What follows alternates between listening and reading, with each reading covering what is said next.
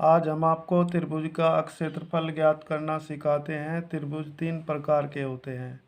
Number 1 समबाहु त्रिभुज, number 2 विषमबाहु त्रिभुज, नंबर 3 समकोण त्रिभुज। पहले नंबर पर हम समबाहु त्रिभुज लेते हैं। वह त्रिभुज जिसकी तीनों भुजाएं बराबर हो समबाहु त्रिभुज कहलाता है। जैसा कि ये सवाल है, एक समबाहु त्रिभुज की प्रत्येक भुजा 12 मीटर है। इस त्रिभुज का क्षेत्रफल ज्ञात कीजिए। ये देखिए एक समबाहु त्रिभुज। वह त्रिभुज जिसकी तीनों भुजाएं बराबर हो समबाहु त्रिभुज कहलाता है। इस त्रिभुज की प्रत्येक भुजा 12 मीटर है। 12 मीटर, 12 मीटर और 12 मीटर। इस त्रिभुज का क्षेत्रफल ज्ञात करना है।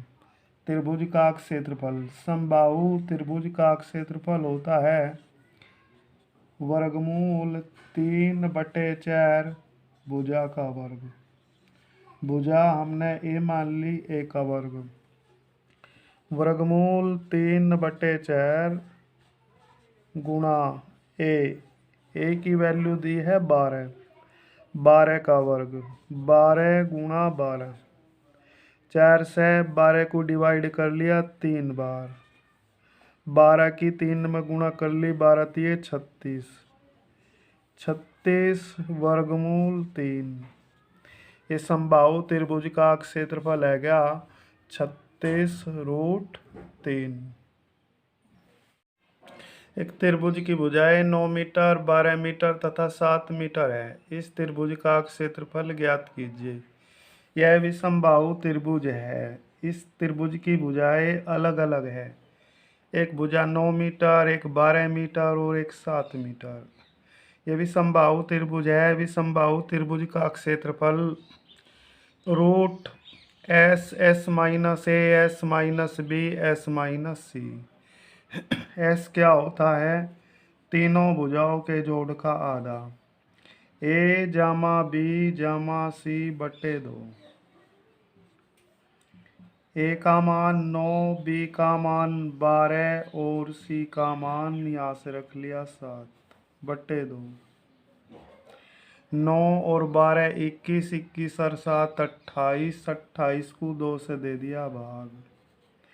28 को 2 से भाग दे दिया तो भाग दे के आ गया 14।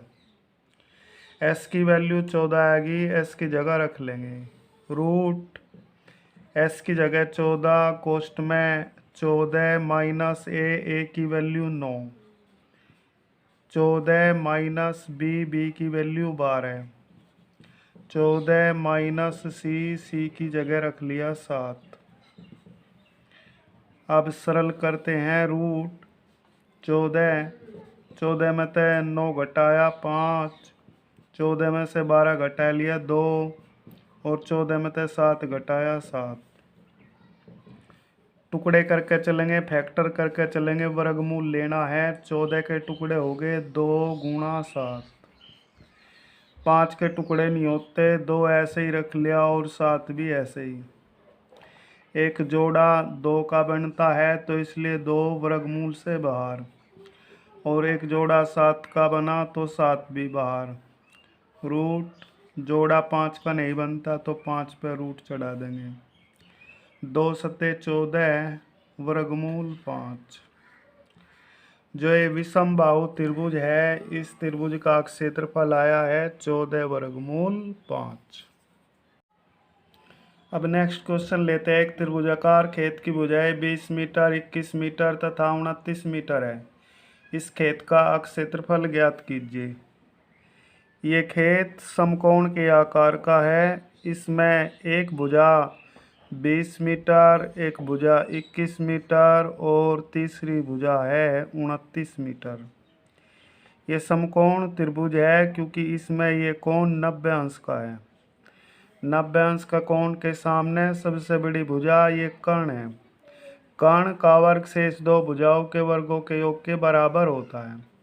कर्ण है 29, 29 का वर्ग 29, 29 841 बराबर 20 का वर्ग 400 जमा 21 का वर्ग 441।